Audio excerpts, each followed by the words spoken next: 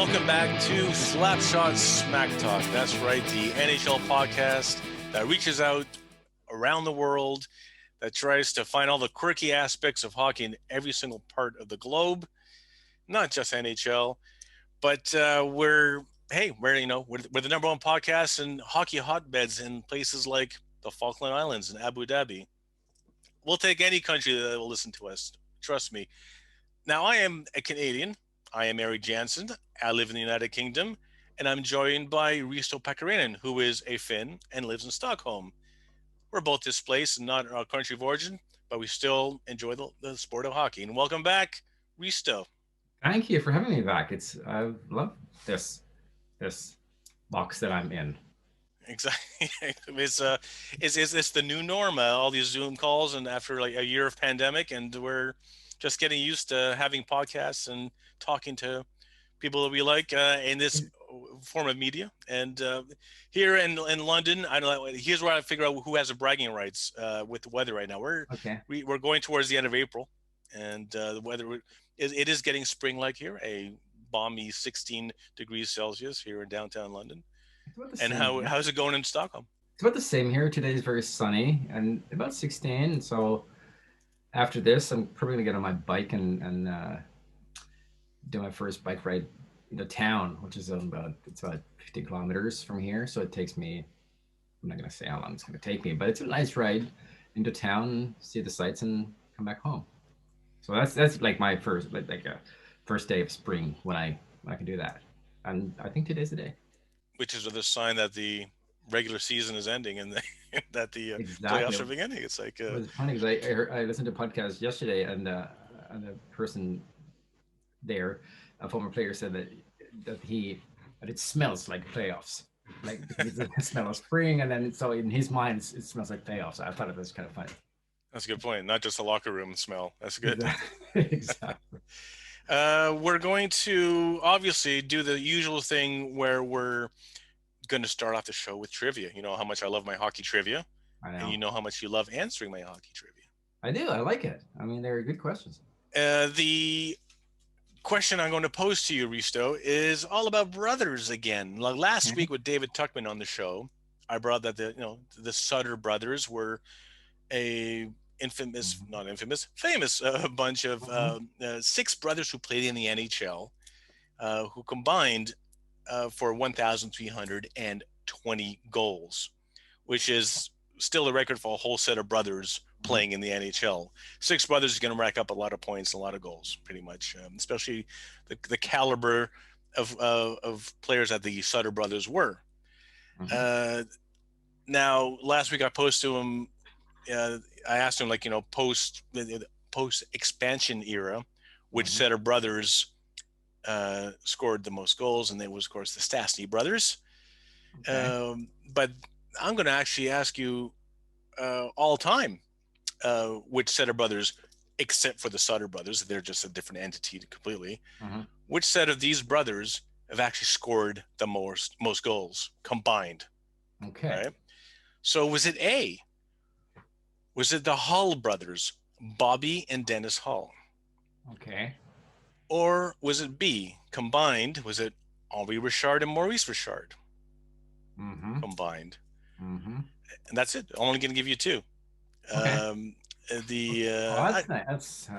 So it's I could give you a third, but I'm going to save a reason why I didn't give you a third. But okay, because I was waiting for the classic trick question here, which is the Gretzky brothers. See, that's the thing. Between people forget that Brent Gretzky played in the NHL, Wayne's brother, and I will reveal the combined of that later on in the show as well. But yeah, so just to reiterate, which set of brothers of these 2 brothers score the most goals combined? Was it Bobby Hull and Dennis Hull, or was it the Pocket Rocket and his brother, the Rocket? Great question. All right, combined. Yeah. Answer later on the show as we get on with the game. We're going to go straight into the first period here. And as we mentioned before, the regular season is winding down. The smell of playoffs is indeed in the air in the NHL and pretty much around all their European countries as well. Here's what we do know so far. as the season went down that, surprise, surprise, the Buffalo Sabres are the first team to be eliminated from the playoffs. And last time you were on the show, we discussed Buffalo at length. And yes, I mean, before you bring it up and rub in my face, I did say, just you wait, there will be a resurgence. This team's too good to not to make the playoffs. They are a dark horse. And look at me now. Well, I mean, you're not the only one who thought that who were kind of hopeful with the Sabres, and well, it's and their day will come. It has to come, of course. But of course, by the time we spoke the last time, maybe the writing was on the wall. Don't you think a little bit that they probably weren't going to win the Stanley Cup this year? It's interesting what I mean. There are so many things you can. If you have to talk about the Sabres now, I mean, they've fired the coach. They have a new coach now. They've traded away some players, so they have a little bit of different lineup and roster. And third, they know they're out of it because they've been out of it for a long time. And so now the new players are basically playing for nothing. So they're a little more, maybe there's no pressure. And I wonder every year, because every year there's a team that then makes this late season surge and they, can they still pull it off? And sometimes they were the Senators, with a hamburger that season when he won 20 in a row or something, and they actually did make the playoffs then. So I often wonder how much that lack of pressure or the knowledge, the fact that the players know that they're out of it, that somehow they just can play their best hockey because there's no pressure anymore. And I wonder if that's kind of helped. For example, Rasmus Dahlin, I think he's not Bobby Orr yet, but he plays better now than he did in January. Yes, that's true. And is that because he's like, okay, whatever, I'll just do whatever I do, or is that because the new coach gives him a new role, or lets him do his things that Ralph didn't let him do, or is it because the dressing room has changed, whatever it is? I mean, it's just interesting to think about this thing because nobody has the answer. If we did have the answer, then the next coach would just do it, or the GM would do it. But I do think about the mental part of that, playing without pressure, how much that helps them. That's the thing, because obviously, as you said, it was like they started trading, and of course we saw the trade deadline go by last week. And what we do know is that they went. Let's figure out what trades are working for everybody, because Buffalo got rid of Eric Staal, who went to Montreal. They got rid of Taylor Hall, who went to Boston, and those, I think, were the two big trades that went on radar during the trade deadline. And let's figure out which. I mean, I don't know. As far as Taylor Hall's concerned, was it the right move? Because what we do know so far, he's already scored as many goals for Boston since the trade than his entire time when he was at Buffalo. Yeah. I think he always wanted to go to Boston. I mean, he had a limited no trade or a full no movement cost, so he could dictate basically where he wanted to go, and he chose Boston. I think he wanted to go there even earlier in his career. I think he was kind of looking, and it's a good spot for him. Second line duty with David Krejci, who's a great great playmaker. So maybe there's a great fit for him there, and that's all he needs. And then there's a top line is in front of him. They'll take care of they'll carry the team, and then Taylor Hall can come in, and he'll just be, for the first time ever, he'll be a support in the supporting cast. Yeah, no, and it must be maybe that helps him too. It's the same thing like with no pressure, so he can come in and with no pressure and just score goals. Plus, he gets to play with good players. And it's a weird thing as well. I mean, just Taylor Hall, as a player, and just as Taylor Hall as an entity, period. He's one of those guys that, he's not a household name, but he's known. And he's just one of those guys who's like slips under the radar. It's just there, but you wouldn't say, "Oh yeah, Taylor Hall," but you do with the same breath. I don't know. It's no. I don't think anybody knows enough about Taylor Hall, how good of a player he is, or how better he could be. Yeah, and in a way, he's he doesn't have that one thing that makes him like a superstar. He's like good. He's a good player. He's a great player, but but he doesn't have that one quality that, like, he doesn't have the Matthews or Patrick Laine in his shot, or he doesn't have the McDavid speed, or he doesn't have that. Like, he's a great skater. He's a very powerful skater and a good, with carrying the puck, and he does have a good enough shot, but he doesn't do the the Gretzky-esque passes or Matt Barzal just passes or Sidney Crosby like playmaking. Like he's very good in many things, but he's not. He doesn't have that one, and I think that's what makes stars. I mean, so superstars they excel at something. You have to be a superstar at one thing, and I think and that's also the balance that I think, especially in media, especially in certain media, Toronto, um, you can always tell that their team is not super good when Toronto media start to talk about one of the Leafs getting the Selke Trophy. Because if they had a player who was up for the Hart or Vezina or Norris, they'd talk about those. But then, since they haven't had that, it's always like Kadri for Selke or whoever for Selke, which is like this consolation prize in a way for people or players who are very good, but not superstars. Yes, underrated, so to speak. Yeah, exactly. And then but there's this one thing that kind of defines him, and I think superstars always have that one thing that defines them. For Gretzky, it was nobody thinks of Gretzky as a great goal scorer. He's got most goals in the history of the game, almost 900. He's 200 almost ahead of Ovechkin, and yet we don't talk about him as this greatest goal scorer of all time because he's got more assists than anybody else's points.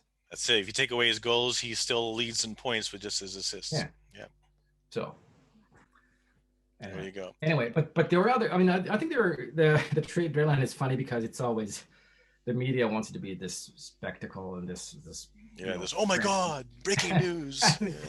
And it hardly ever is. And then especially this year when there were the quarantine issues between the Canada and U.S. across the border, the flat salary cap. I'm trying to think of trade deadlines gone by, and of course I'm an old fogey now. I remember many trade deadlines. I'm trying to think of one that made me dropped my coffee cup. Go, oh my god! Yeah. Newsflash! Trade alert! And I think it was. I think I have to go all the way back to when Teemu Selanne got traded to San Jose. I was like, what the hell? Yeah. Newsflash. Yeah. And there hasn't been a blockbuster. Oh my god! Look at this trade in quite a while in the NHL. Everyone's being cautious. Exactly, and of course, and I mean, I get it too. I mean, if you're a GM and you trade away, I mean, if you trade away your player, then and you have to get back whatever. I mean, today it's so complicated because you trade for cap space. What is that? I mean, I know, and that since the salary cap has been introduced, you're right. It's changed the mentality of trades and trade deadlines, and exactly, and I think it's also so there's these trades for cap space, and then there are the hockey trades, and I don't think we see that many hockey trades anymore because it's a gamble, and apparently GMs aren't willing to gamble unless you're so close that that okay, let's do it. Very true. Very true. So Boston actually did well. They did. I think it's already paying off a little bit, and we'll see if it's enough to make them go all the way in the playoffs. Let's talk about who are the contenders, who are the pretenders, and who's definitely out aside from Buffalo.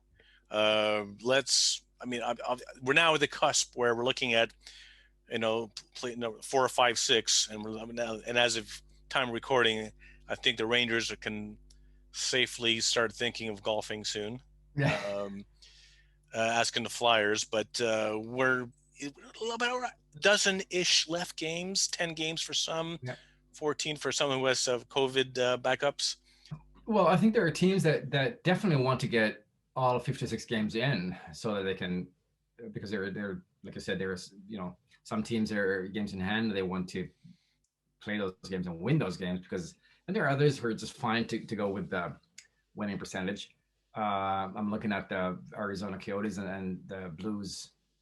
The Coyotes are now 4th, but their winning percentage is worse than the Blues. So then, because Blues they got 3 games in hand.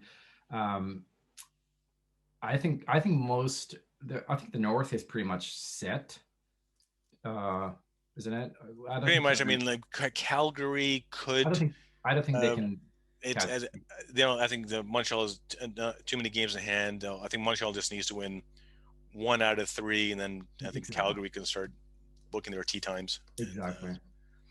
which is a shame Um, because it's I think Daryl Sutter was the right fit at the time. I think it was just too little, too late yeah, for.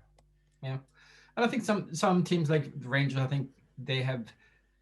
I mean, now they're on a roll, but I mean, it may be a little too late there too. And I think, but that's the same.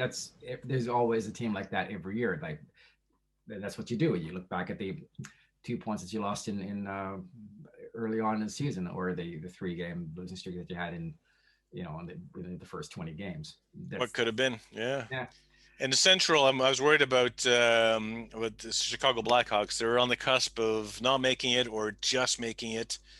I was so pleased with their performance when they started. And still we saw the saga of Jonathan Toews. Won't yeah, he come back? But poor Chicago, I think they might just miss out. And in the West, the poor San Jose Sharks, because again, one of yeah, my dogs, they're not. I mean, it looks like they might get out, but bar a miracle or bar a surprise winning run, they could just nip that fourth place. And which segues nice to this next bit because I thought it had been so poetic, such a great fairy tale story. Patrick Marleau comes back to the team where he started off with. He finally wins the Stanley Cup, hoists the cup up for San Jose. But it might not happen. But the thing about Patrick Marleau, nothing that's poetic, is he just played his 1,768th game, making him number one all time, above Gordie Howe uh-huh. for most games played in the NHL. And it makes me feel old because his debut was in 1997, and in his rookie season, the jersey that he wore in his rookie season, the San Jose Sharks have worn it as a throwback jersey twice, yeah. since 1997. So Patrick Marleau has actually worn his own throwback rookie jersey 3 times in the time he's played hockey with San Jose. Yeah. Yes, he went to Toronto and Pittsburgh for a while, but all in all, he's a San Jose Oh, for icon, sure. legend. But yes, the question I'm going to pose to you though is, despite 0 cups, despite any postseason, Hall of Fame, yes or no? I'm gonna say yes. I think that's I've seen, especially on social media. That's where, because I haven't talked to anybody, so because I'm in this box. But on social media, I've seen all this criticism about that. Oh, well, Gordie Howe did this and that, and he played 400 games in the WHA, and you can't compare. And I just think I mean, nobody made Gordie go into the WHA, and and I think if there's a player that could have any I was gonna say that could have any case on this is the Army Younger, who did go away to the KHL and played. True. I don't even know how many, but 300 games in the KHL, and he's only 30 behind Marleau. So then he had he not gone, he would have broken the record True. a couple of years ago. Um, but I think it's the number one, and then people bring up his points totals this year, because I think he's got like 4 goals and 8 points this year. But that's just the way it goes. He's 41. That's right. Yeah. But he also plays with, on minimum salary. He's a good, the team management has deemed him worthy of the contract that fits for them. And I think the longevity records are a little underrated, because there's always there's always the same discussion about, well, he's not, because you compare the guy at 41 to himself when he was 27, and nobody's the same at 41 as they were 27. Athletes, of course, you and I, we're mature and Well, exactly. smarter. But so I think it's a little unfair so it's just celebrated. Gordie Howe is a legend, and he's always going to be a legend. I mean, nobody's going to make Slapshot remake of the movie and quote Patrick Marleau on it, or have Marleau as one of the old school characters. It's going to be Gordie and it's going to be Bobby Orr. And those are the names that we've not all of them, but also I don't think you should then diminish his accomplishments by, I mean, the kids. I mean, since '97, people who were born on October 1st, 1997, when he played his first game, are now adults and probably retiring from the NHL. Have kids of their own. So I think we shouldn't really. I mean, we're just old geezers. So then if we like Gordie Howe and Bobby Orr, or Gretzky in my case, then I've made my peace with the fact that Ovechkin might break Gretzky's goals record. I'm like, well, it's not. I've had my time with idolizing Gretzky, and it doesn't matter to me if Ovi breaks the record. Then the kids who have followed Ovi all these years, then they'll have their hero do something extraordinary. And I think it's the same with Marleau. I mean, he's been there forever. He's a good player. He's won Olympic golds. He doesn't have the Stanley Cup, but I mean, I don't think that matters. He's been a great ambassador of the game. He's a good guy, and he's got the record that will not be broken for another 20 years at least. Right. 30. Somebody, I think it was Ray Ferraro, who said on a radio show, which put this all into perspective for me. And he said, well, if you think of it this way, a player coming out of the league today, this season, will have to, 82 games a season to get to 16. That's 20 years, 22, 23 years. So getting into the league today, he'll have to play until 2044 to break the record. And that to me is like, that's right. It's an amazing record. Yeah. To be good enough or great player and good enough to play in the league for this long is amazing. And it's a tough sport to play. Exactly. Oh, for sure. It's the hardest. It's yeah. Well, there we go. That's the end of our first period. Second period. Here we go. We're gonna go not only on this side of the pond, of the European side. We're going to go across the English Channel. We're going to go to Risto's domain and figure out what the heck is happening in Europe. What's going on with hockey in Europe? We're going to start off with the KHL. Because right now, as of the time of recording, we're in the middle of the Gagarin Cup is happening. And what's the latest there, Risto, in Russia? I think the final is now tied at 1 between CSK Moscow and Avangard. And it's been a long road for them as well. That's for all serial or leagues in the pandemic time. And some of I even forgot. I went back and looked at the bracket, and I realized that, for example, Helsinki Jokerit have been out for, I don't know, months, it seems now. But that they played all their games in Russia. So even if they had gone all the way to the final, they would have stayed in Russia all the way through to avoid crossing the border between Finland and Russia and to create some sort of a bubble.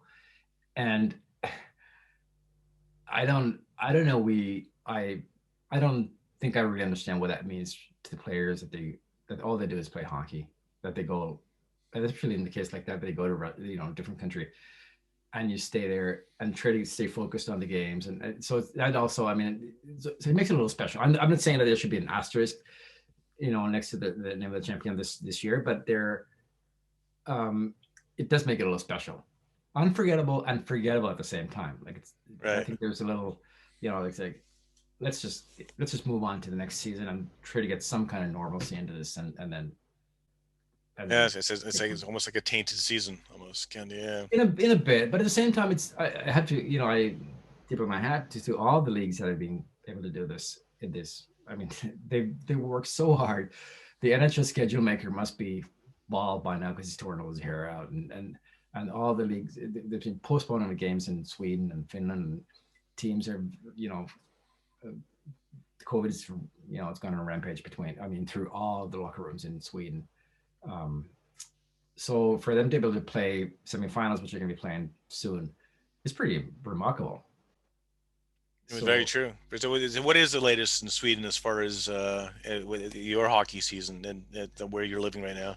well, the semifinals will kick off on what this week, um, and yeah, but they're the biggest piece of news this week was the relegation play out, because in Sweden they changed the system for this year. So the first time the teams finishing last and second last will play a best of seven series, and the loser of that will then get relegated to the Hockey Allsvenskan, or the second tier league division, and the and they which then play their own playoffs, and the winner of which will then play in the SHL next season. Now that series is tied at 2, but on a pause because one of the teams have got some COVID cases. Right. It is a cruel way to decide, whether you stay in the top league or not, as Exactly, well. because I always thought, I mean, especially because that's the way it was when I was a kid. So that's pretty why I think that this is the right way to do it. But it's that the last place team plays the top team in the, so they actually play it out. So instead of being a guaranteed relegation or promotion, they play for the spot in the top league. And I think there's always, I mean, because that's where all the nerves come. The people are actually, because the teams coming down or facing the relegation, they got everything to lose, and the other Right. team coming up, they got everything to win. And the psychology of that is so fascinating, because the other teams lost all through the season. They got their record is the losing record. The other teams got a winning record, and then but at the same time, the other teams should be better because they got should have better players, and the so it's very fascinating. And I always that's if you have relegation, I think that's the way to do it. So It's funny because they do that relegation playoff in the Scottish Football League, and they do it in the Bundesliga as well. And yeah, it is one of those pressure cooker games that, oh my god, if every player plays their heart out, because the last thing that lower division team wants to do is, like, we can't stay another year in this division, and the other end, of course, on the top side, we can't be sent down to the lower division. yeah, And they give it 100%.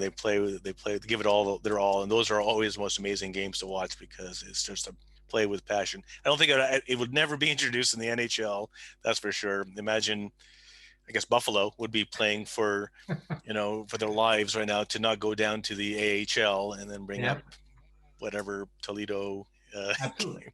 But it's strange, especially in Europe, when they like players sign their next contracts during the season. So look, in January you'll be signed with another team, blah blah blah.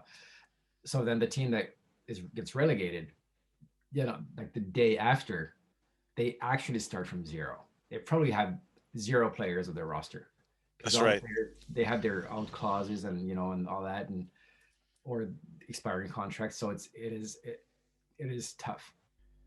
Another thing that we have to look forward to in Europe coming up is the World Championships are actually going to go ahead. They were originally supposed to be in Belarus, but due to political situation that's in Belarus with protests and the unstable climate, and the WHF decided to pull it out, Mhm. and it's going to be in Latvia starting on May 17th. And all these questions are going to be up there, whether should it be continuing, but like for you, Risto, you usually go to these world championships. We've met at world championships in the past, but will you be attending in Latvia this year? No, I won't be going there. There will be no fans. IHF has said there'll be no fans in the stands, um, and the media register. So all the interviews will be done like this. Um, Zoom. Yeah. exactly, no player interaction at the rink. Media gets to go inside and watch the games at the rinks, but I mean, you almost get a better experience at the on TV almost. So I'm not going this year, and it's a shame. It is a hockey carnival. It's like every host city becomes this especially because it's always in like in May or the weather is nice and we're coming out of this long winter over here in Scandinavia, and so does become like a hockey fest, uh, which I like, and especially since hockey fans seem to have this weird mentality that there are no fights or like riots or anything like that. It's always very Friendly, lot, exactly. Yeah, lots of just lots of drinking probably, but I don't know it's what's true. that. But I mean, people do fight even when they drink, so I don't know what it is. So I like that atmosphere. It's really nice to see hockey fans from all over the world and how they get together and hang out and cheer each other and but there will be no fans. I don't know. I'm not sure if they've announced it, but I don't think there will be. And getting to Latvia from here requires a negative test. Yeah, It becomes a hassle, so I don't think that many people would travel in any case if that were it possible. it's true. I implore everybody, any hockey fan out there, it should be on your bucket list. Going to a world championship is one of the best hockey things you can do in your life. It is oh so much fun, and you'll see, and the quality is incredible. I mean, yes, it's mostly team players from eliminated teams are they're competing, but I have seen some amazing games with amazing squads in Uh, my all the times I've been to a world championship. And like you said, that beer tent outside the arenas, you'll have every single colored shirt yeah, drinking together, discussing hockey, and there's yeah. no animosity, there's no fights, and a great I'll, I'll atmosphere. bring I'll bring this back to our talk about the relegation. One of the best games that I've ever seen was actually a relegation round. Well, all three games or two of them between France and Italy back in 2008 because it was so it was just passionate, and also I was the only media member to talk to the players afterwards, so then I got to actually talk Interact. to them all, like I was like a lollipop man saying, wait, I'll talk it to you in 2 minutes. And I also would say here that I forgot to mention that it was in Sweden. It was HV71 that went down to Hockey Allsvenskan, which is remarkable because they haven't been in the second tier division since 35 years ago. So it was like a major major blow. It's like I don't know the Red Wings getting relegated or any Wow. it's huge, Yeah, or Liverpool in the Premier League or whatever. And it's like they've always been there, so it was a little different. that's right. They've been in Champions League hockey leagues as well. Yeah, exactly. Wow, that is a big news. And one more thing before about speaking of world championships, the women's world championship begins on May 6th in Halifax, Nova Scotia. There are also, it's still at the moment, the time recording is still going to go ahead. Hopefully, the Mhm. COVID situation isn't so bad in Nova Scotia. So Yeah. let's keep fingers crossed that that goes Yeah. ahead. End of the period. This is where we discuss people that you would never assume were actually good hockey players. First of all, start off with Yuri Gagarin, cosmonaut, I should say. Yuri Gagarin, of course, the cup in the KHL is named after Yuri Gagarin. It's called the Gagarin Cup. Not because he was a hero, first man in outer space, but because he was also a very good hockey player and a huge hockey fan. People don't realize this. I mean, even though he's only 5'2", he was a very good goalie, apparently. Um, Goalie. yeah, well, goalie he played all positions, but goalie was his favorite position. And when you think that the shortest ever goalie, I think, was Darren Pang at 5'5", Mm-hmm. so even Yuri Gagarin is shorter than him. And apparently, the reason why Yuri Gagarin was so short is because he fit nicely in the space Mm-hmm. capsule. But think about it, a 5'2" cosmonaut being pretty good at hockey, that would be very unassuming. Mm-hmm. What's another one? This one I hate to admit is pretty good at hockey because just when Canada apologized to the world about Celine Dion, along comes Justin Bieber. Where we apologize once again. But one thing I got to give him credit for, he's actually a pretty good hockey player. He actually challenged Jimmy Fallon on the ice to come and play a bit of pickup hockey. And he's played in celebrity all-star games, and he's a very good hockey player. Would you believe I'm, it? I'm sure you remember the one photo. Was it Chris Pronger who pushed him into the plexiglass? Yes, exactly. So And everyone cheered. look that up. That photo is amazing.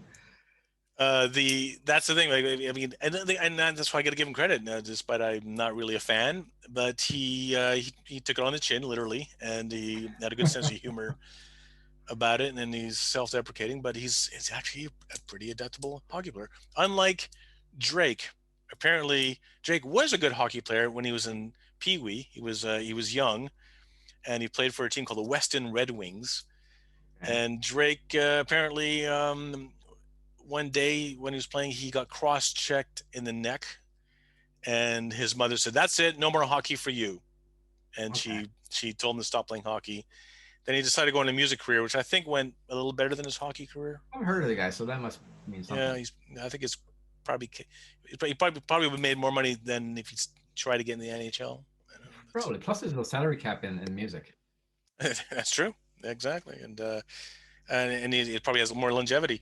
Keanu Reeves, believe it or not, is actually a very good goalie. Isn't he Canadian too? He is a Manitoba boy. Yeah. Well, Yeah, maybe I am listing too many Canadians. Well, I'll tell you what. Canadian. This next one is not a Canadian. Steve Carell, would you believe, really? is actually a very good hockey player. He he's Where's from he the from? Boston area. Yeah. Okay. But also he was actually allegedly a very good player at the University of Ohio. He played college hockey, and there's an episode in The Office, the U.S. Office, of course, where Mhm. he plays hockey, and he invites the Oh, whole office to come play hockey, and he's pretty handy on skates with with stick handling. I wonder about Sebastian Bach. Remember the Skid Row, the Oh band? yeah, yeah, Because his brother was a great goalie prospect and is now the goalie coach in Arizona, I think, or maybe Tampa really. Bay. I've Right. got a couple here. What do you got? Who do you got? I've got there is all yours are all mostly Canadian. Mine are all Finns, you know. But so I've got Jari Litmanen, the former number 10 with He with played of Amsterdam. course played at Liverpool, played at Ajax. That's Yeah. true, exactly. And I think I know he's the only Finn who ever to win the Champions League goal scoring title. Forget for the year. Anyway, so he was pretty good. He was very good when it was like 14, 15, and then he chose football and went okay for him It too. went okay over there, yeah. Yeah, it was okay. Anyway, then there's a couple of Formula One racers. There's Kimi Räikkönen, obviously, he's a big hockey fan and a former player. And then I have Valtteri Bottas, who who just actually bought I think 10% of Lahti Pelicans in the Finnish league. So he's an investor now. He's in the business. Look at He's in the that. hockey business now. But and I know that Don Winslow, the mystery or thriller writer, whatever it's called, thriller. He's a big Bruins fan, so he's a big. He's from there. I think he also used to play, so I think he could be put on the list. I know that Michael Bublé admits he's terrible at hockey, but Yeah. he's such a hockey fan that one day he noticed that one of his concerts was clashing with the Canucks with Canucks playoff game, Yeah. and he changed the timing of it just so he can watch the Canucks game, and also people in Vancouver can watch the Canucks game instead of going to his concert. That's dedication for you. That is absolute dedication. There you go. Well, that's the end of the period. We're going to go on to overtime. And in this bit, we're going to do pop culture, our favorite bit here. And Okay. we always try, we always do the hockey book of the week. And because we have been talking about him, it only makes sense that we do Mr. Hockey, Mm-hmm. the definitive autobiography of Gordie Howe. If there's no, this one is the autobiography of Gordie Howe. It is a forward by Bobby Orr, and it's endorsed by Wayne Gretzky. What more do you want? And of course, it's kids today don't really appreciate it. Yeah. I heard Gordie Howe. Yeah, I looked at the stats on hockeydb.com, and I heard he's a good player. No, don't just hear about it. Read about it, and listen and learn, and that there will be no other person like him. There's something called the Gordie Howe hat trick, which is of course a goal, an assist, and a fight in the same game. There's no other player who will play with Team Canada or their country with their two sons. Mm-hmm. There's no player that played 5 different decades that I can think of that will ever, not even Patrick Marleau will accomplish that. And I mean, what more can I tell you about the guy? He's ambidextrous. He'd switch hands. And that's the thing. He had a flat Mhm. blade, which is a dying art. No one It plays with a is. flat blade anymore, so it's turning into a scoop, and that's why you think Marty McSorley, Mr. Hockey would never have his the blade of his stick measured because it was that flat, so he can flip hands. Exactly.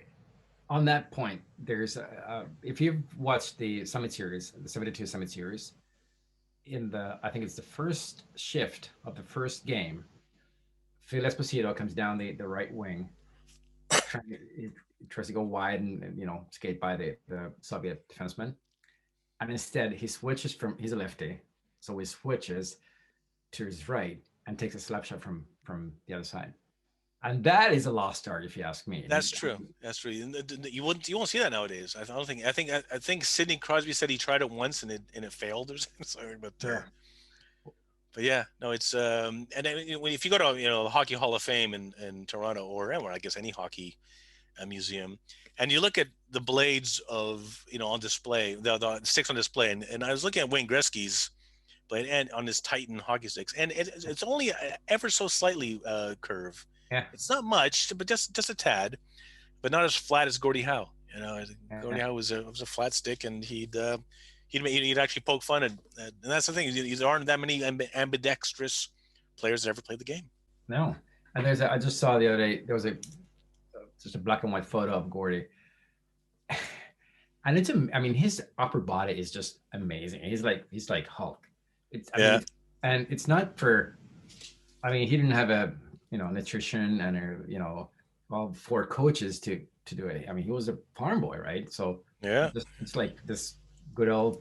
Saskatoon boy. Yeah. Yeah, exactly. It's And that's Saskatoon. the thing because the another thing that's coming out soon that they're building a new bridge between Ontario and Michigan and Mhm. Detroit and Windsor, Ontario. And I've been across the Ambassador Bridge many times in my youth, going to see the Detroit Tigers and Avian Red Wings games when I was brief time in my youth when I used to live in Southern Ontario. Um, and they're now building a new bridge as well because apparently Ambassador Bridge is 90 years old now and is falling apart. They need a new bridge, and they're going to call it the Gordie Howe Bridge. That's It's good. amazing. So it's going to connect right the 401 highway right into downtown Detroit and help trade and whatnot. Yeah. So that's going to be completed by 2024.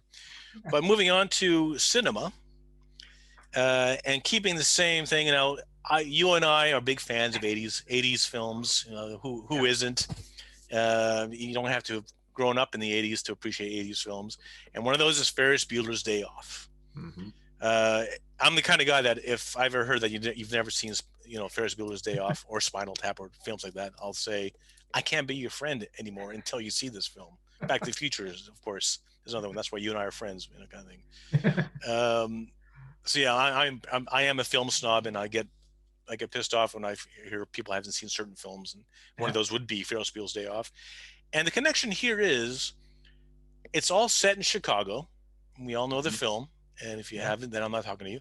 Um, and it's they go to all the Chicago iconic. They go to Wrigley Field to see a Cubs game. They go to the Chicago Museum. They go to top of the Sears Tower. They go Exactly. but why does Cameron Fry? What is he? Why the heck is he wearing a Detroit Red Wings Gordie Howe jersey during the entire film? I don't know. Surely it should have been like a Bobby Hull jersey Yes. or any And Blackhawks Nikita. jersey. Stan Mikita, Blackhawk. You should be wearing a Blackhawks jersey. It's a Chicago film. And then they're doing some research. John Hughes was a Detroit, Hmm. born and raised, fan. So the director John Hughes, you figure, oh, he did it because he made the character Cameron, put on a Hmm. Red Wings jersey, Gordie Howe, because he was a Red Wings fan. But no, apparently it was never actually put. It was meant to be included in the film, but the story goes that uh, obviously Cameron doesn't get along with his father. He has a very fractured relationship with his father, Hmm. as is very evident Hmm. when he kicks the Ferrari, which goes Hmm. over the cliff there. The story goes apparently that he doesn't get along with his father, who was a Blackhawks fan, but he got along with his grandfather who lived in Detroit who would take him to Red Wings games. Huh. And that was his rebellion against his father, that he was a Red Wings fan, not a Blackhawks fan. Is that a backstory, or is that a deleted scene, or is that? No, apparently it was scripted but never shot. Never shot. Okay. And Alan Ruck, who plays Cameron, divulged this information. Because apparently, like my character had a grandfather who was a Red Wings fan, and who was nice to him, and his father wasn't nice to him, and as a sense of rebellion, he became a Red Wings fan, not a Blackhawks fan, to spite his father. So there you go. Now you know that's why Cameron, the character, wears a Red Wings jersey in the streets of Chicago, and in the back of that Ferrari. Absolutely. Now here's a time where we go and test your knowledge. Here's trivia time. I don't know how confident you feel with this one, because it is a toughie. Because I did ask you earlier which set of brothers have actually scored more goals. Was it A, Bobby Hall and Dennis Hall combined, or is it B, Henri Richard and Maurice Richard combined? See, this is one of those questions where I immediately think that it's the Richards, which is not my answer, because this is the kind of question where I think, okay, that's it, and then I think, no, wait a minute. If that comes to me that quickly, then it can't be right, because then maybe I'm underestimating the other, in this case, the brothers. And I'm like, oh, well, Dennis was also pretty good and had a long career, so then maybe it's the Halls. But then I think that, no, it's got to be the Richards, because it's the Rocket and the Pocket Rocket. I mean, sure, they must have scored. So I'm going with the Canadiens brothers, the Henri and Maurice Richard. Well, here's why I like this question, because it's oh so close. Ooh. It's oh so close. So the Richard brothers have scored a grand total combined 902 goals. That's not a lot. The Hull brothers have scored combined 913 goals. Okay. So yeah, I probably would have fallen into that trap as well, Risto. So don't feel shame, because I say surely the Richard brothers. Let me just point out here just one thing. Wayne Gretzky scored 894 goals. That's correct. And he had a brother as well. Yeah. I see where you're going with this. Brent Gretzky had a brief stint in the NHL. But Brent didn't have 10 goals, did he? I don't think so. So Wayne Gretzky, as we know, scored 894. Mm-hmm. Brent Gretzky scored a grand total of 1. So that's a grand total of 895. That was going to be my third guess. But I thought, is it cruel to include Brent Gretzky, who didn't have a prolific career, who only scored 1 goal? I was going to include that, but also another thing I was going to include was Gordie Howe had a brother. People forget. Vic Howe played for the New York Rangers 1 season, and of course, Gordie Howe scored 801 goals in his career. Yeah, Gretzky surpassed. Yeah. And Vic Howe, his brother, scored a grand total of 3. Okay. So that's 804 goals, grand total for the Howe brothers in the NHL. Okay. Oh, okay. Well, I mean, we could go into I just wanted to keep it brothers, because then it gets all complicated. If you wanted to include, Brett Hull into the Hull family, that adds on a lot of goals. Yeah. And if you want to include Mark Howe as within his, that's true. Then it gets really complicated. So it's and I don't think Trevor Gretzky, who tried a brief career in baseball, actually tried to get it was in minor leagues. He won't be playing the NHL. I think if your last name is Gretzky, that's a lot to give up. It's a lot to. A lot of pressure on you. Maybe the next generation can do it. Who knows? Gretzky's grandkids will see. They'll see if the gene pool continues, kind of thing. Yeah. Well, there you go. That's your end of the overtime. And now this is where we say thank you very much for joining us. But first, before that, thank you for tuning in. Don't forget, we are at Slapshot Talk. We are at Slapshot Talk. Mm-hmm. Where we are on YouTube, we are on Instagram, we are on Twitter, we are on Facebook. Subscribe, all those things that you're supposed to do in social media. Don't forget, in this Ted Fred Media outlet, we also have the Johnny and Josh Show at Johnny and Josh for all your Major League Baseball news. I'm part of that as well, so which probably is what makes the show so great. There's also at Anytime NBA, the NBA show at Anytime NBA show is your handle there for all your podcast needs in basketball. And then of course there's Risto. He's got some handles of his own he like to share. Yes, you can find me on Twitter as Pakarinen, which is Puckarnan, Pakarinen, kind of like my last name, but not. And then I just started this newsletter called Hockey Wanderlust with an umlaut, so it's Wanderlust. And we're on Twitter as at Hockey Wanderlust. Twitter doesn't like umlauts as much as we do. And if you go on hockeywanderlust.substack.com, you can find the newsletter and read a couple of issues and subscribe to get your best 7-minute read in your own inbox, as we like to say. So it's me and a couple of buddies from both Americans. Rob Simpson's a longtime veteran broadcaster.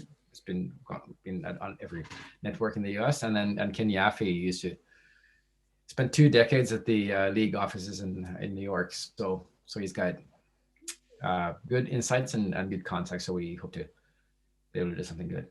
Great stuff. There's you'll be up to the neck with all your hockey news. We're the only 2 people you need in your life in podcast land and in Wanderlust land. And a shout out to everyone in Falkland Islands and a shout out to everybody in Abu Dhabi. Oh, absolutely. Thanks very much, Risto. Until next time, I'm sure I know you'll be back. You got the playoffs coming up. We'll be picking your brain once again with trivia and all things hockey. Anytime, I'll read all NHL stats. So next time I'll nail that trivia question. That's great. Thanks everyone for joining us. We'll see you next time on Slapshot Smack Talk.